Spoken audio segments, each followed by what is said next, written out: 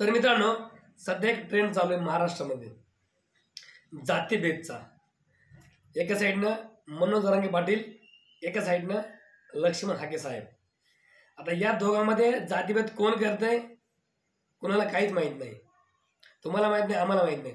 पण खरा जातीभेद कधी केला होता आणि कुणी केला होता या आजच्या कवितेमध्ये तुम्हाला कळूनच येईल. आणि जातीभेद किती ओव्हर केला होता, काय जातीभेद किती ओव्हर केला होता, आता या आजच्या कवितेमध्ये तुम्हाला कळणच. आता ऐका कविता. मित्रांनो, बाबासाहेबांच्या तालावर, संविधानाच्या बोलावर, बाबासाहेबांच्या तालावर, संविधानाच्या बोलावर लेखणी चालती, पब्लिक बोलती.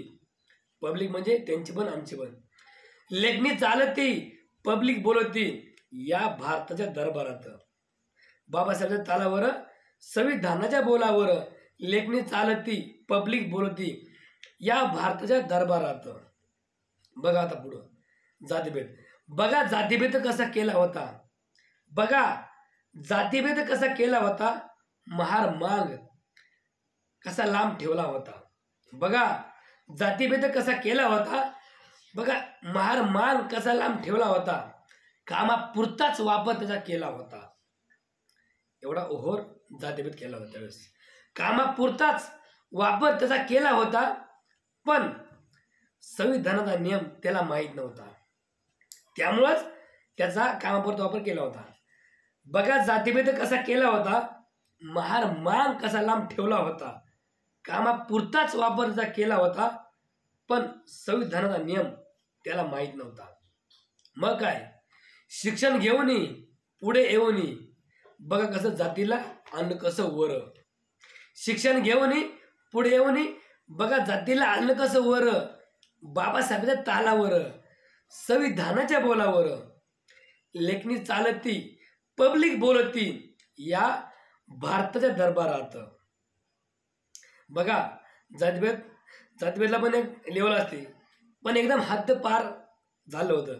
बघा बाबासाहेबांच्या तालावर, संविधानाच्या बोलावर लेखणी चालती, पब्लिक बोलती या भारताच्या दरबारात. तर आम्हा गरिबाची कधी कुठे किंमत नव्हती असं होतं. आता पण अनेक पण आहे. आम्हा गरिबाची कधी कुठे किंमत नव्हती, त्यांना बोलायला आम्हाला मुभा नव्हती, त्यांच्या लोकात बसायला आम्हा गरिबाची कधी कुठे किंमत नव्हती, त्यांच्या लोकात बसायला आम्हा मुभा नव्हती. आम्हा गरिबाची कधी कुठं किंमत नव्हती, त्यांच्या लोकात बसायला आम्हा मुभा नव्हती. त्यांना बोलाय आम्हाला आबोला होती, त्यांना बोलायला आम्हाला आबोला होती, म्हणजे त्यांना आम्ही बोलूही शकत नव्हतो. एवढा कठोर कठोर कठोर जातीभेद केला होता. त्यांना बोलाय आम्हाला आबोला होती. आता संविधानामुळे आमची किंमत वाढती. आता संविधानामुळे, कारण आता आम्हाला संविधानाचा अभ्यास आम्ही केलेला आहे, संविधानामुळे आमची किंमत वाढती. शिक्षण घेऊनही पुढे येऊनही बघा जातीला आणलं कसं वर. बघा जातीला आणलं कसं वर. बाबासाहेबांच्या तालावर, संविधानाच्या बोलावर, बाबासाहेबांच्या तालावर, संविधानाच्या बोलावर लेखणी चालती, पब्लिक बोलती या भारताच्या दरबारात. बघा जातीभेद कसा केला होता, बघितलं डेंजर.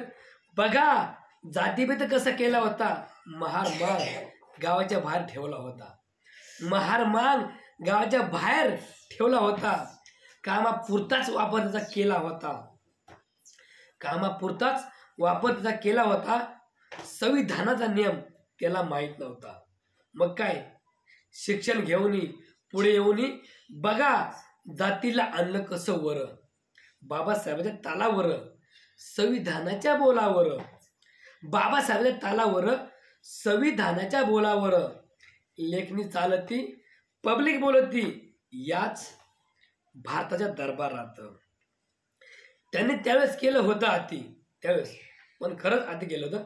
त्यांनी त्यावेळेस लय केलं होतं अति, पण त्यावेळेस आम्हाला कोणी नव्हता साथी. साथी होता पण त्याचा आम्हाला अभ्यास नव्हता. त्यांनी त्यावेळेस लय केलं होतं अति, त्यांनी त्यावेळेस लय केलं होतं अति, पण त्यावेळेस आम्हाला कोणी नव्हता साथी. आता यांनाच मार मागायची आता वाटते भीती. यांनाच आता मार मागायची यांना आता वाटते भीती.